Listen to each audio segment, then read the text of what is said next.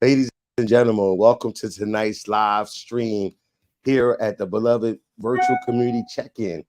It's wonderful to have you all, and we've got an exciting evening planned. First, let's give a shout out to all our sponsors who all made it possible. A heartfelt thank you to the Parents Engaging Parents Leadership Council for their support, and also including in this series is a sponsorship from Industrials Bank and the Terrell Fund. Your commitment to our community is greatly appreciated. Now, let's dive into tonight's epic topic, which will be definitely dear to my heart and so many when we speak about the financial security and economic understanding we need. Today, we've got a fantastic plan for this evening. But before we go any further, we must get to the nitty gritty and take a moment to remind ourselves the mission of Parents Engaging Parents, which is to promote civic awareness and proactive community action based on the interests of parents and community leaders. Its missions we're passionate about and it drives everything we do. What is Parents Engaging Parents? PEP is the heart of our community, empowering neighborhoods, connecting parents and community leaders and organizations, and to drive real measurable change.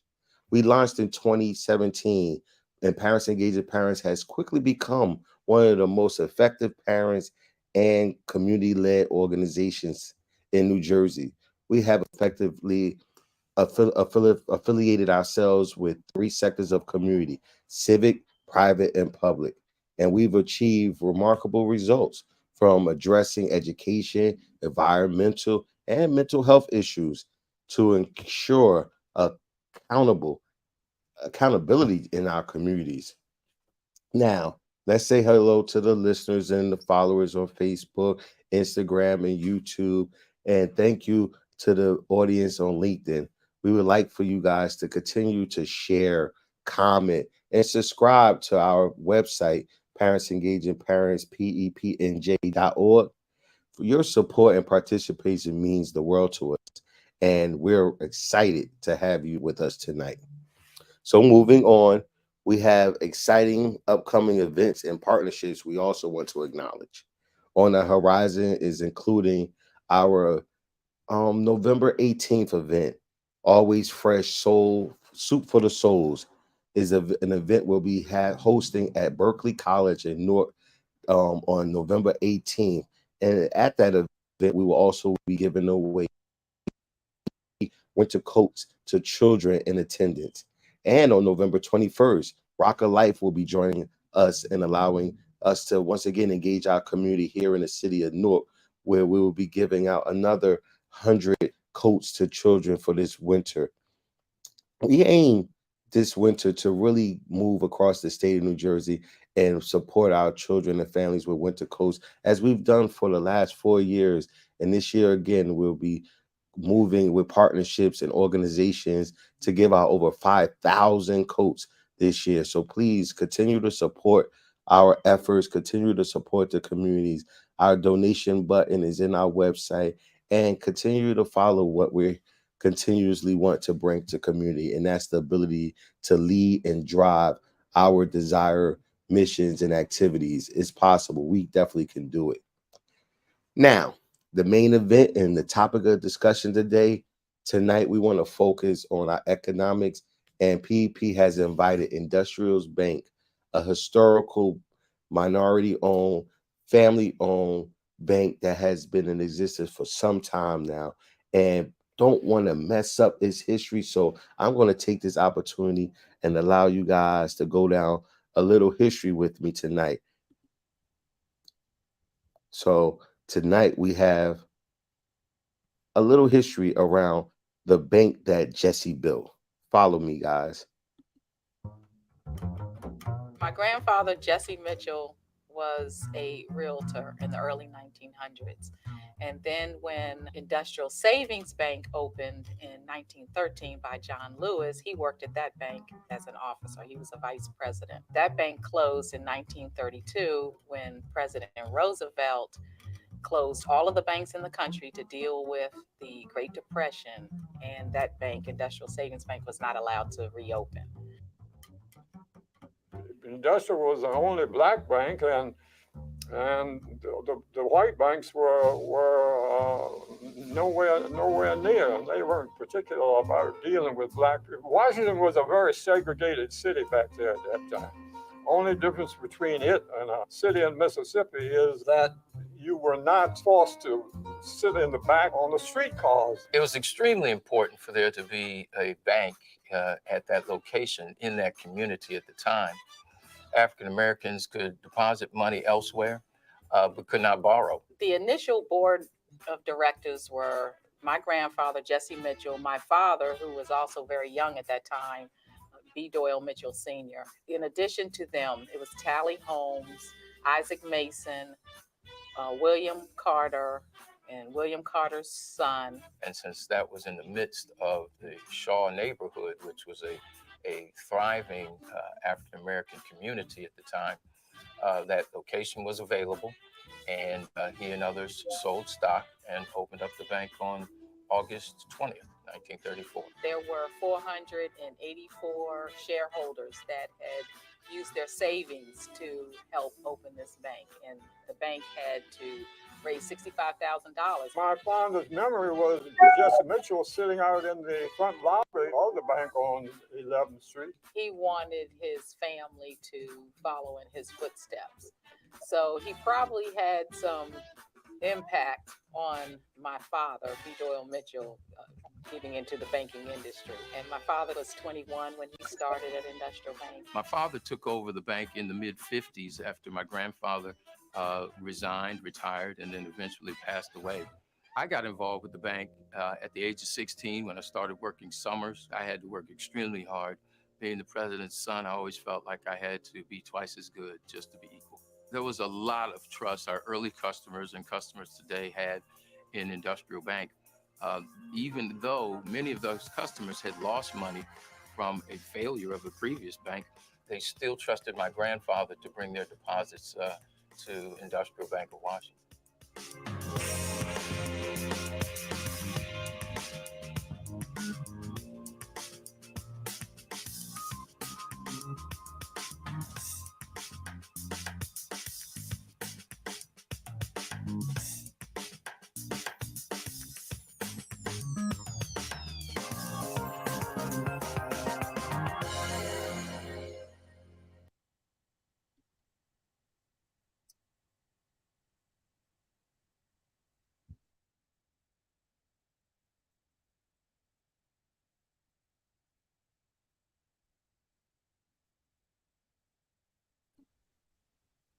Wow. So no, definitely that was a great opportunity to really go down really historical context of what we have done and what we can do. Industrials Bank is a community development bank, and we know that in that brings us the opportunity to which understanding that as a community development bank, which means it must reinvest parts of its earning back into the community it serves. Industrial Bank has a mission and a vision that identifies what they believe and how they provide through service. A vision, provide financial services with incomparable customer service, the mission to make a difference in your life and to impact economic development in the communities. In the core values, and you know we support this: leadership, customer service, integrity, and community relationships. You know, we stand here today on this beloved community engagement. So we identify with partners such as this. So as part of our as part of the core community relationship, one of the vice presidents from Industrials Bank will join us in a 7-part series. And we would like to share the information on financial literacy, understanding, and practice in this series. We're going to talk about banking 101, saving, budgeting, planning for college. You know, we also want to talk about planning for the future in regards to retirement as well, and home ownership. We want to get a real piece of the opportunity, and Industrials Bank has been leading this endeavor for Black and Brown communities for years. So we're going to take the opportunity to bring on right now a wonderful champion in this work, and also, and I'm kind of biased, but another leader in the city of Newark who has taken her career across this nation and continue to come back to us every chance she gets. So with that, I'm gonna bring on our co-host for tonight and for the next 7 weeks and bring in this financial understanding and practice for us to gain a literacy so we can start making some real productive moves for our future. Karen Highsmith, how you doing? I'm good. Thank you, Altrice. Thank you so much. That was a wonderful presentation and a really, really interesting point of view on how Industrial Bank started.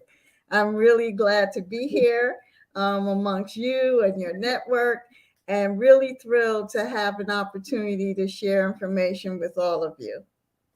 No, thank you, thank you. And before we get straight into it, one of the things that Parents Engaging Parents we love to continue to push, and that's the relationalness of this. That this is just not a transactional engagement. This is more about transformational opportunities. So, can you give us a little bit of Karen Highsmith and what brings you into this leadership of wanting to have communities such as ours, Black, Brown, and Poor, be thoroughly engaged in not just financial, because your career and your legacy drifts deeper into that. So if we could just give us a couple of minutes of who's Karen Highsmith.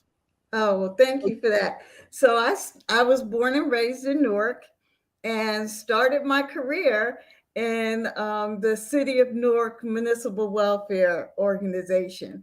And I've always had a sense of service and servicing single adults in the City of Newark back in the 70s and into the 90s meant that I had to deal with issues of homelessness and issues of AIDS.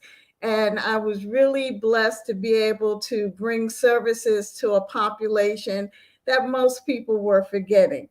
So from the city of Newark, I went to the state of New Jersey. And as a director of family development, I was fortunate enough to help bring in the new legislation that took away AFDC and into TANF and SNAP and all those wonderful programs. And then from there, I went into corporate America with Hewlett Packard. Stayed there for about 15 years and then came back to the city of Newark and started working in the Head Start organization where I met Altrice and was pleased to see the work he was doing on engaging parents. And from there, went into banking. The first bank I ever worked in was City National Bank.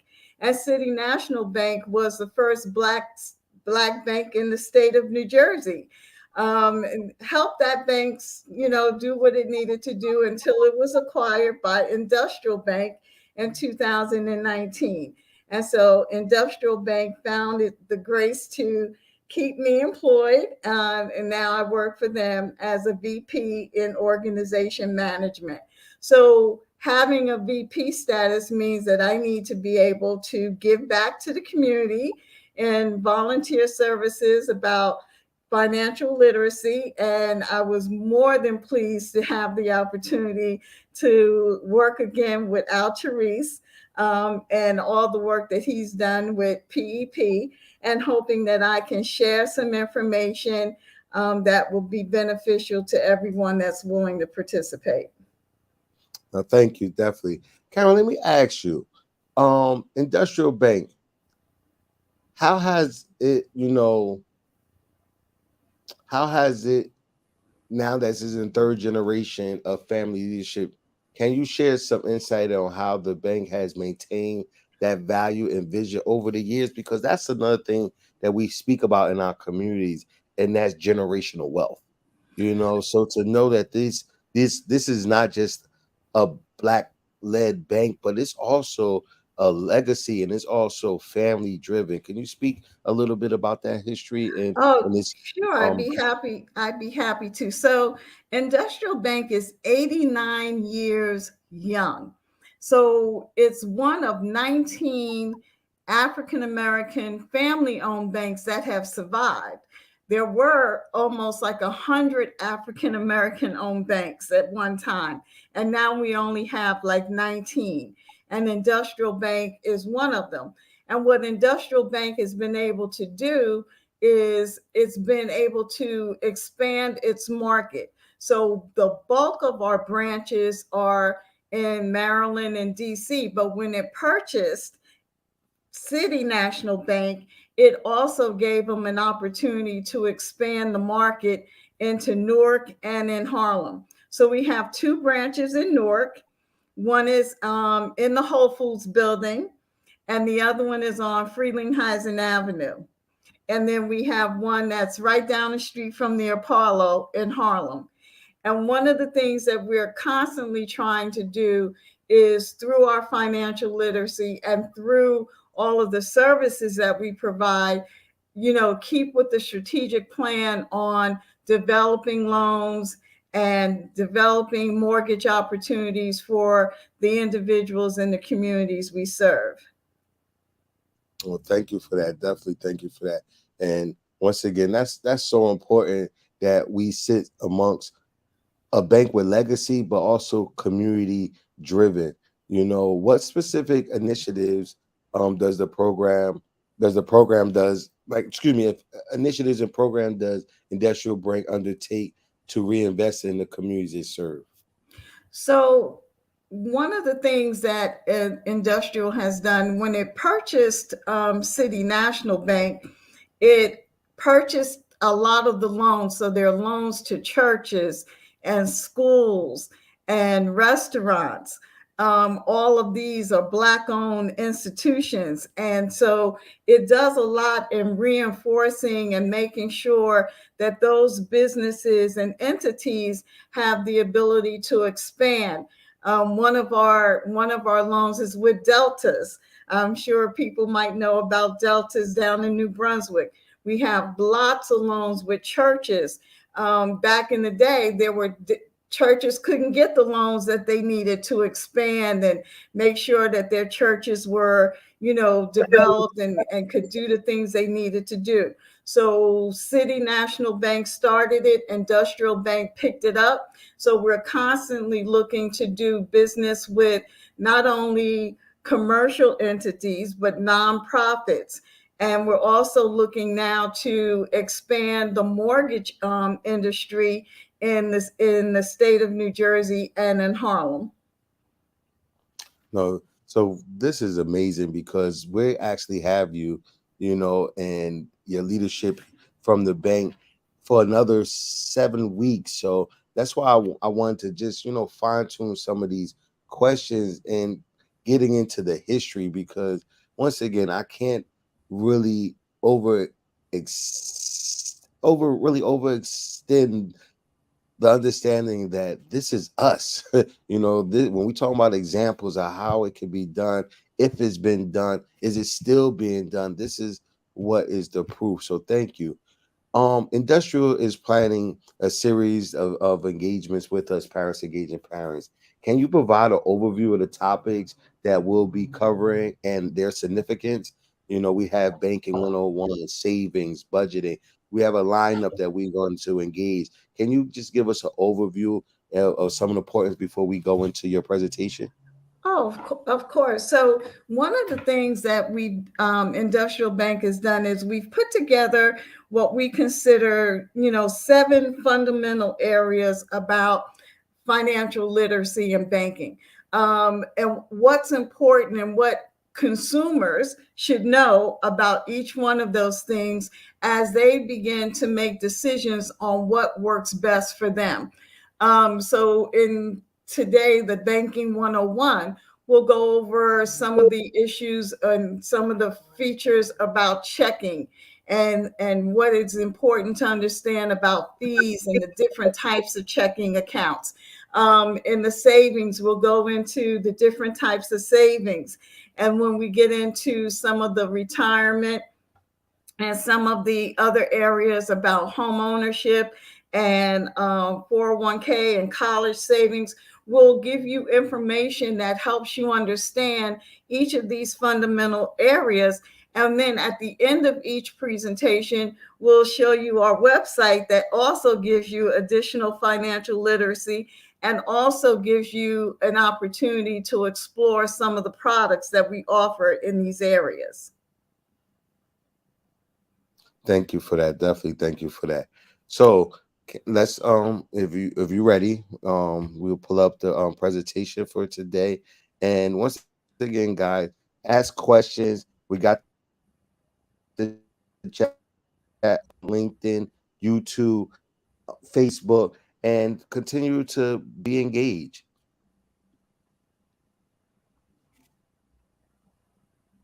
So today, what I'd like to do is present you with some information as part of one of our series around financial empowerment seminar. We've broken it up into 7 series, and today we're going to do Banking 101. And just to reinforce some of the information that Alcherie shared about the history of the bank, just think about it in the heat of the Great Depression, 1934, when there was nothing that was surviving, we had a Black bank come into existence, and it's been around for 89 years. And to let you know how significant our growth has been, we started with 6 employees, and now we have 140 employees. We started with $192,000 in assets, and now we have more than $500 million in assets. And we are on the path of growing to become a billion-dollar bank. And what's important about that, in addition to, expanding the number of branches that we have in our DC and Maryland area, the fact that we're now in a new market, which is New Jersey and Harlem, says a lot about the strategic growth and the services that we want to bring to those communities as well.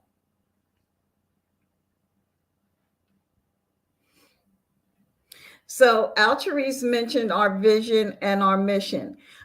Because we have a distinction of a community development bank, we absolutely must reinvest part of our earnings back into the communities we serve.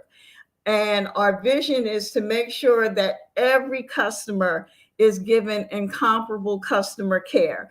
And we are designed to make a difference in the life and the impact economic development in the community. And what's important about this is it's not just the community, it's the individuals in the communities that we want to make a difference to as well. So when we go through this and we talk about checking and savings and retirement and mortgages, we want to make sure that you understand that these services are available to you, not just in general, but we know you have a choice, and we'd like you to understand some of the things that Industrial Bank can bring to you as well, so that we're creating the legacy and enhancing the wealth within the communities that we serve based on the individuals that live in those communities. So the topics for discussion. So this series, and we'll do this every Wednesday around the same time. Today we'll do Banking 101. Next week we'll do savings, and then we'll do budgeting, managing credit, identity theft, future planning, and then home ownership. And now Therese and his organization, PEP, they will, host these events for us so that we can share the information with his network and all of the participants that choose to listen to us and hopefully get the benefit of the information we want to share. So today, we want you to understand a little bit about the types of accounts that banks offer. So we have checking accounts, savings, certificates of deposits, loans, mortgages, and retirement accounts. And each one of these has a series of products associated with them and a series of requirements and benefits that consumers can get from each of them. And it's important that you understand what they are so you can make informed decisions and know what questions to ask when you enter a financial institution looking to open these types of accounts. So checking, objectives, the benefits of using checking account. determining which checking account is best for you, identifying the steps involved in opening an account, the required identification, check systems, qualifications, transaction types, and access choices. Each of these elements have a different level of requirement and different information points that are essential for you to make the types of decisions you need to make to question whatever bank that you choose to use about these accounts, so that you understand fees associated with checking accounts, so that you understand the types of checking accounts and what might work best for you and what features they offer, and understanding what it takes to open an account and the benefits of opening an account and what you can do when you have a checking account, the required identification that a bank will ask you to bring in when you want to open an account, and then the check systems qualifications. So we have to make sure that anyone that presents themselves to us can get qualified to open an account, and then the different types of transactions and the fees associated with some of those transactions, and then your access choice. How do you access your money when you're using these types of accounts? Is it ATM? Is it teller services? Is it, going into the actual bank? Is it online banking? So there are lots of access points and choices that you need to make. And it's important for you to understand what those access points and what types of information you need when you're going to select the kind of checking account you want for you and your family. Checking experience. So we know that a lot of people have had checking account, but what we don't understand is what comes to mind when you think about checking accounts. And you don't have to answer that now. You can if you want, but just keep it in mind, because as we go through these next groups of slides, it's going to be important for you to kind of think about, oh, well, that's important to me, but that isn't. Oh, that feature is important to me, but this one isn't. So it's important for you to understand the different features associated with a checking account, so that you can make the best decision and know what's important to you and how you want to go about creating that account. Or if you have an account and you haven't asked these kinds of questions, begin to examine your account to see if it does have certain fees that you're paying for that you didn't know you were paying for, or if you want additional information about the checking account that you have, or if you want to change the type of checking account that you have for something that might give you rewards. So this is just, keep it in mind as we go through it, so that as we finish up, you'll be able to see, oh, okay, well, I wasn't sure about that, but now I know to go back and ask that question. Or I didn't know it had that many fees, and I might want to change and do something with fewer fees. So this is why we ask this question: what comes to mind? And keep it in mind as we go through this presentation. Hello. So the benefits of a checking account.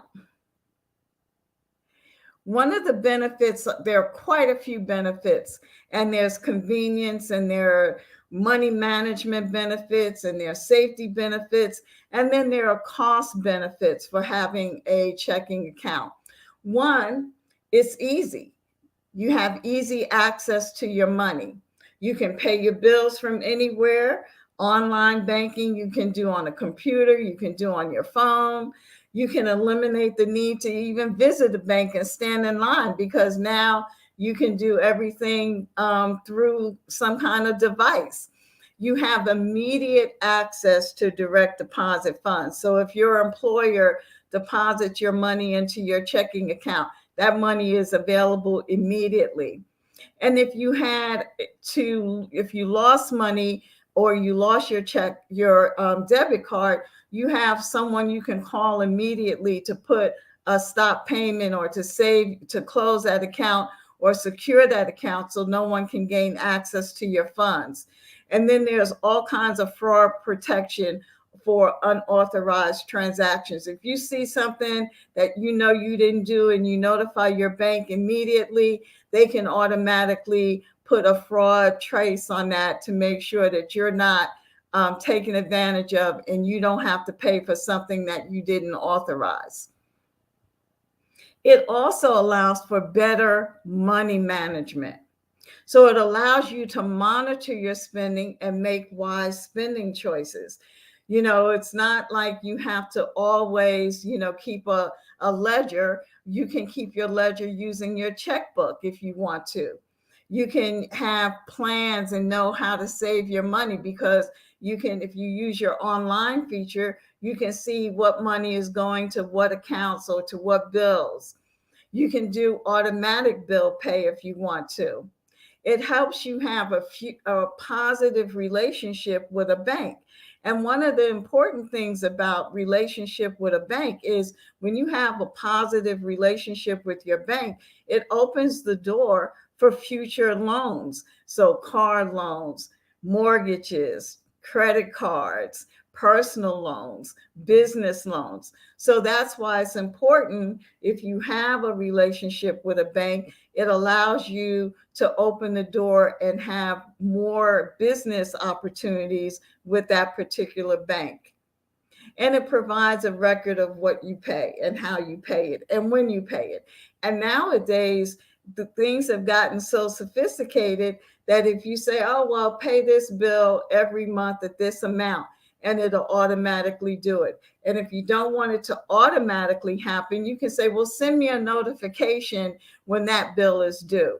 Or sometimes they even allow you to have the biller send the bill to the bank and have the bill paid that way. So there are all kinds of features around managing your money through a checking account that weren't available like 10, 15 years ago, that are now available because they understand the market has changed. People's sophistication on how they want to manage their money has changed, and banks are doing everything they can to keep up with that particular need and drive. So what are some of the safety elements? Oh, I'm sorry, Alterice, can you go back? Thank you, I'm sorry. So what are some of the safety elements? Well, it's important that if you ever find that you lost your checkbook or you lost your debit card or something was stolen, you have the safety feature of notifying the bank immediately, and that's going to put an automatic protection around your funds and that particular account.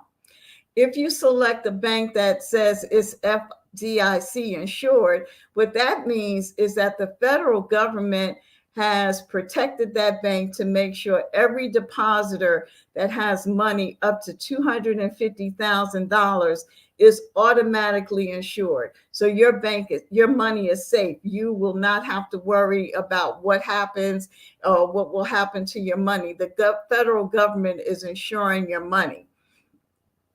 And you never would want to share anything about your PIN or any of your security with anybody at all. And then you have a safeguard in knowing that all of your information is securely protected by the bank. Now, from a cost perspective, it's cheaper than, going to a check casher because you have the ability to not have to pay a percent of the amount of the check as a fee. You can just put your money in the bank and have it available to you. The cost of money orders and official checks, it's lessened if you're a customer there. Sometimes money orders are free or at a nominal fee. And then the postage for having to mail your bills or go to the post office, if you do it online, then you don't have that cost. And then it saves time. And time is of the essence for everyone. Everybody's lives are so busy that, having an ability to use a feature like a checking account and online banking makes it a lot easier for time management and busy lives. Thank you, Alterice. So selecting a checking account, what are some of the things that you want to look for? Well, a lot of times we use the relationships and what we learn from our families and our neighbors and coworkers about the banks they use. And we also learn about what checking account do I need? What type of checking account do I need? And then you can compare fees. One of the things that people don't understand about banks is banks make money through fees. So if you have a checking account and you don't write a lot of checks, and so you may not want a checking account that has a fee that says, well, after so many checks, you have to pay a fee. You might want a checking account that lets you write as many checks as you want with no fee attached to it. So there are all kinds of checking accounts and the different types of fees. There might be fees associated with stop payments. There are fees associated with ordering checks. So there are all kinds of fees. And one of the things that you might want to consider when talking to a bank about opening a check account is all of the different types of checking accounts and the different types of fees associated with those accounts. And it gives you an opportunity to open a dialogue with a banker. And one of the most important things is making sure that when you have a dialogue with a banker, no matter what bank you go to, is that you can present yourself with informed information about, what are the fees associated with an account? Is there a monthly fee? Are there charge fees? And are there other fees that if I pay a fee for a type of account that then I don't have to pay if I overdraft the account? So there are all types of features that you want to have a discussion with a banker when you're opening and determining what kind of checking account you may want. Things to consider. So some checking accounts have a required minimum balance.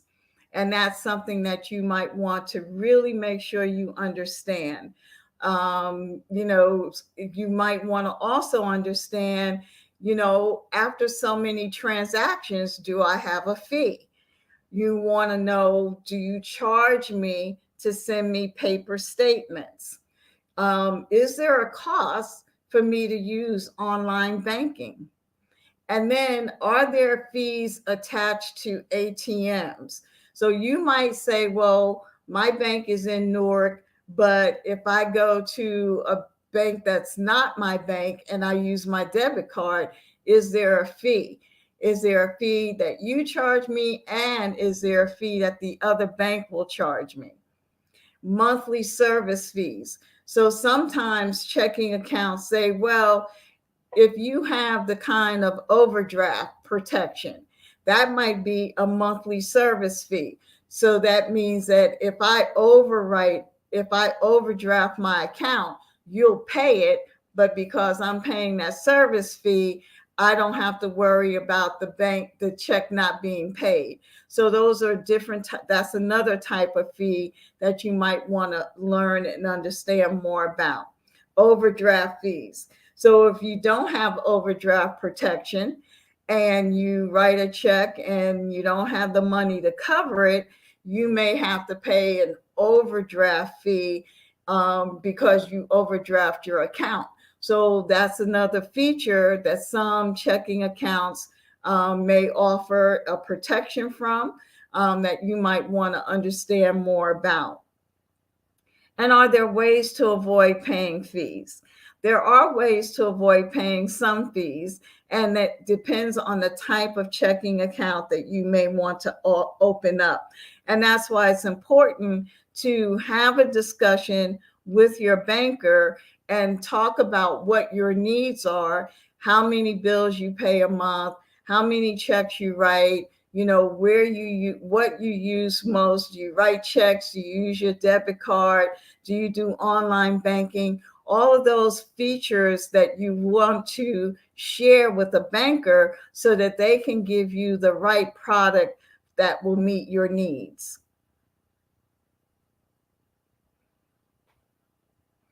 types of checking accounts and the requirements for opening them. So they have free low-cost checking.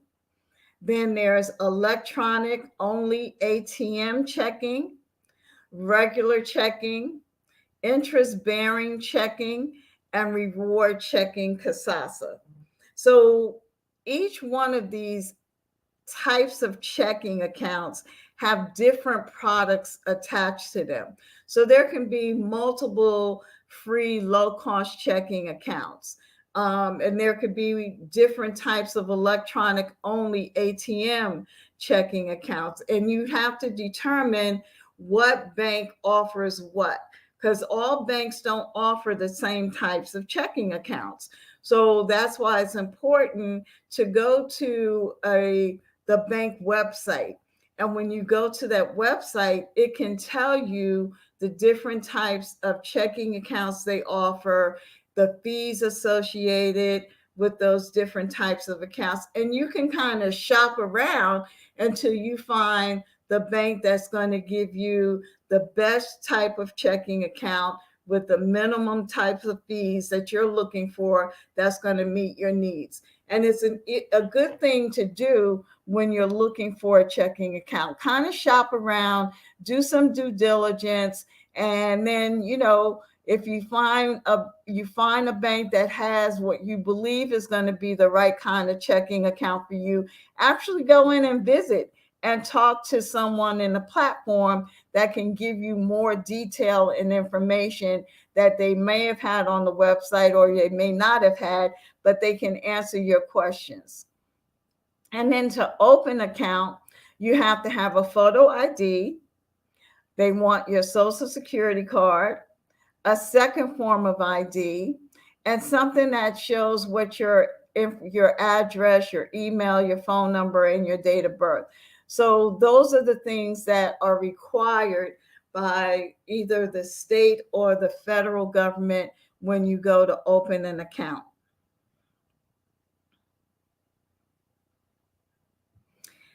Access choices. So there are so many different ways to get access to our funds these days.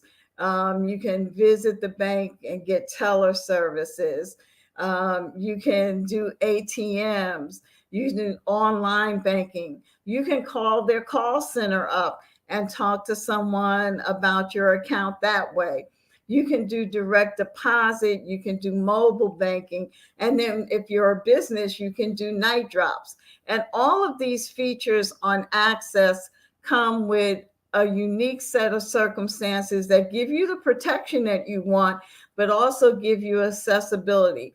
And one feature is like ATM. So, there are ATMs everywhere. And some banks belong to different types of ATM networks that give you access to not just the bank, but you can go to one in a CVS or one in a Walmart. And if your bank is part of that network, you don't pay a fee. If you had a bank account at Industrial and you went to Wells Fargo, well, Wells Fargo might charge you a fee to pull money out of your Industrial bank account. So it's important to understand what the access and what the network is that the bank belongs to, so that you know what your availability and your access is no matter where you are and that way you know how you can get to your money.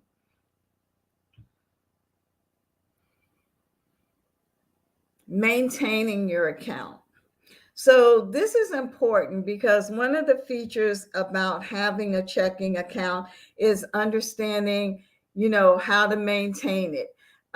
So I'm sure all of you are familiar with, the checks and the little registers that come with them, and you can keep a record that way. Other ways are your monthly statements, making sure that they're accurate.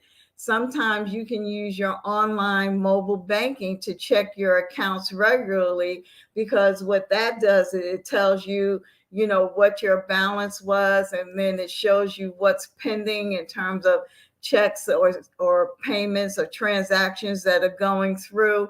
It also lets you know what bills have been paid and what bills are still pending to be paid.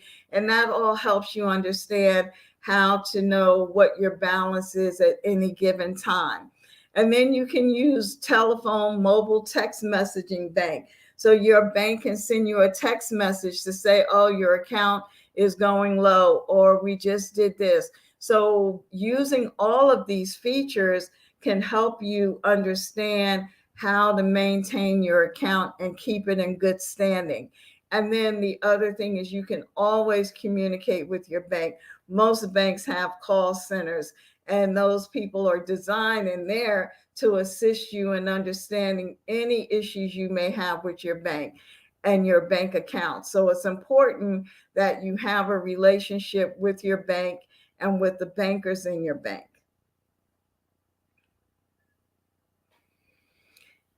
Correcting errors. Now, errors can happen anytime. But the most important thing about an error is when you have a checking account, you have the bank to be there to help you correct that error or protect you from an error, or to make sure that it's being addressed in a way that protects your funds and your security. So you can call, write, or visit as soon as you know that there's a problem with your statement. You can follow up with a letter detailing the error if applicable, and you can notify the bank, but you have to do it no later than 60 days after the date of the statement to make sure that you give them enough time to investigate what that error is and how it can be corrected.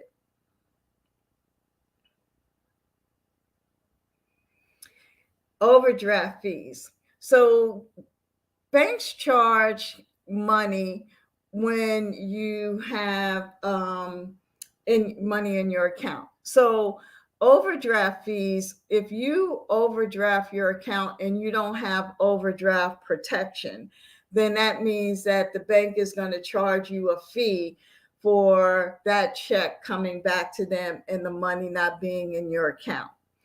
If you have overdraft protection, usually the overdraft protection is for a certain amount of money, and the bank will say, well, for me to pay that, I'm going to make you pay a monthly service fee. And that service fee is less than an overdraft fee, but it protects you so that they will pay that bill, and then you'll have that monthly charge that allows you to have that bill paid. You still have to make sure the money is put back in the bank, but you don't have the cost of what they call a bounce check. Non-sufficient fund fees. So that's an additional fee. So in addition to having to pay for the check bouncing, then there's also a charge for non-sufficient funds. So you can get caught in a situation where if the bank returns a check or other item unpaid because you didn't have the money to cover it. So they charge you a fee if there's no money in the bank, but they also charge you a fee for the bank for the check bouncing, and then charge you a fee for non-sufficient funds. So it's important that when you speak to your banker, you understand how all these fees work, and you select an account that gives you the best protection and minimizes the types of fees that you can get charged with. So this is about the rules about ATMs and transactions. So one of the features is the opt-in rule. And so in this instance, you can, for handling ATM points of sale, debit card transactions that overdraw your account, when you set up your account, you're opted out, which means you have no protection if you have an overdraw at a point of sale. If you opt in, that means that you now have some kind of protection, and the bank will do that for some kind of nominal fee. And it protects you because it allows the bank to cover any point of sale transaction that overdrew your account. And it does not cover checks or automatic payments scheduled through online banking or recurring charges that are billed to your debit card. And so this is one of those things that you really want to talk to the banker about when you say, okay, I want to open a checking account. I know it's going to come with a debit card, and I intend to use my debit card more than I intend to write checks. So what kind of fees and what kind of protection can I get for that type of service? And then they will explain it to you based on the type of checking account you open and what kind of protection you can get around using your debit card associated with that checking account. And you can always change your mind. So there's nothing written in stone that will not allow you to go back to your bank and say, well, I've changed my mind, and instead of having this feature or this account, I like to open another account with these features. Bad checks. So a bad check can happen at any given time. You can have a series of consequences that, you didn't realize it. And before you know it, you may have written one too many check because you anticipated something was going to happen and it didn't. But when you do that, just be cognizant of the fact that there are fees of $33 or more when you write a check and you don't have the money in the account. And the other thing is, if the bank feels that it's a tendency, they have the right to close the account and report negative information to your credit bureau. And then the other thing that could happen is if you have a series of bad checks, they can also refer it to a collection agency to make sure that they get the fees associated with that account if it wasn't rectified. So writing a bad check is not considered a legal activity. And there are some people who do it on purpose, but it's just not a good practice because it's not considered a legal activity. And so we share this information because we want people to be aware of it, and we want people to understand, how it can have an impact on their future credit worthiness, and it can also have an impact on the viability of their financial legacy. So this is some more information. Our website has a lot of good information. It tells we have like at least 15 different types of checking accounts. And when you visit the website, it will tell you all of the different features associated with each type of checking account. And then we also have something called financial education information.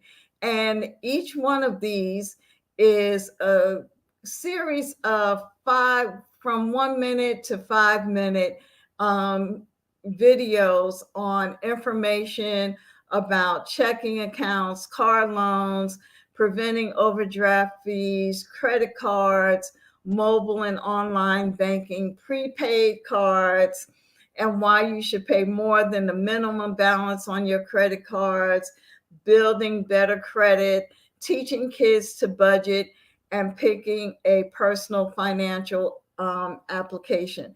So at the end of each series, what I'm going to do is share some of the information associated with the financial education information on our website. This is just the first one. And I really do hope that, there are some questions that I can answer for you, and that you take the time, if you have it, to visit our website. And I'm hoping that this information was beneficial to you as I enjoyed sharing it, and hope that if there's more information that you'd like me to do or you'd like for me to present, just let me know and I'll put it together and have it available for our next session. Thank you. Questions, comments?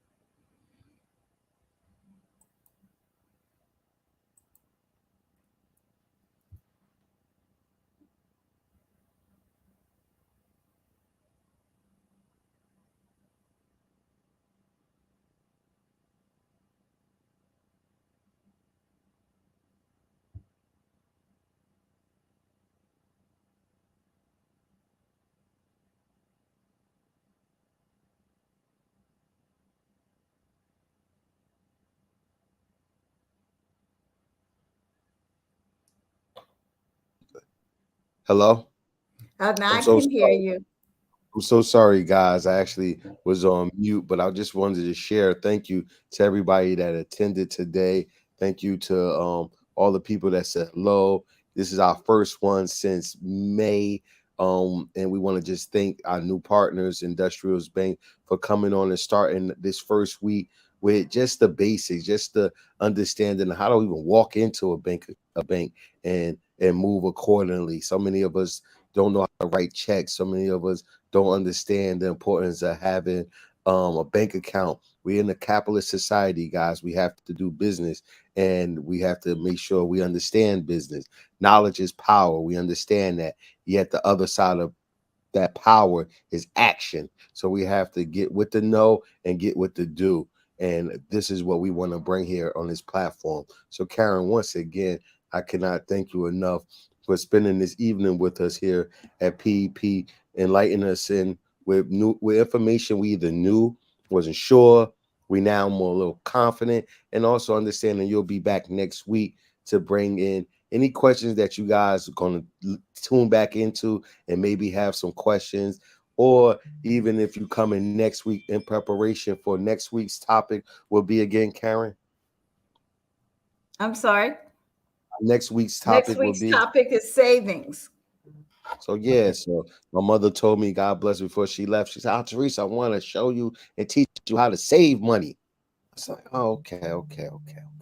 And that's important because we gotta be in that position, in that headspace. We gotta shift our paradigm of thinking, guys, and really be in a position where we're able to take this information, use this information, and develop a positive opportunity for our community. So, guys, thank you again. Oh yes, Miss, yes, Miss Robinson. I see that I was on mute. Thank you for pulling that up. Thank you so much. And also thank you everybody for like I said, tuning in. We look forward to talking to you guys again. Please come with some questions, come with some thoughts, come to it, go down that rabbit hole and understand who John Lewis is, who helped bring together the opportunity for the Mitchells to be in the position to continue this legacy, because you need to understand what really happened in this element of engagement, because this leader who took his family and stood 10 toes down to make sure we had a financial institution in our ecosystem. That's those depositories that we need in our community: hospitals, churches, schools, banks. And these is one of the elements. So this is historical information. We talk about January, February, Black History Month. Do we know our Black history. So we need to understand that as much as this is about the one-on-one, about banking and doing business in America, this is also about us. This is also about what we have done, what we continue to do. This is us understanding not to lose the momentum of memory. These things have happened. We are now to take heed to what's happening and transform our careers, our lives, and our families. And ultimately, the community will grow and become beloved as we know it to be. Shout out to our dear leader, Martin Luther King, who coined that phrase to give it to understanding where a person like me can really accept it and lead into it and lean into it. So thank you again, guys. Take a look at the audio. It'll be on YouTube, Facebook, and LinkedIn. And also feel free, please, as always, this is happening with support. This is happening with opportunities of people really seeing the importance to invest in to PEP. So we want to really hope you guys can see the desire to also donate to this platform so we could continue to share this information and we continue to move forward in this messaging, because if we're not going to do it, who will? Thank you again. Karen, any last words for our attendees? We had over 10. I just want to thank everybody for this opportunity. This is a new medium for me. I thoroughly enjoyed it. And like I said, if there's more information that I can bring to you to help you, by all means, just let us know. And I'm more than willing to share that information because I think it's important that we all share our information and knowledge so that we can be an informed community. And thank you again for allowing me to participate. Guys, talk to you next week, 6:30. Once again, is on deck, 6:30 Wednesday. Beloved community check-in. See you next week. Thank you.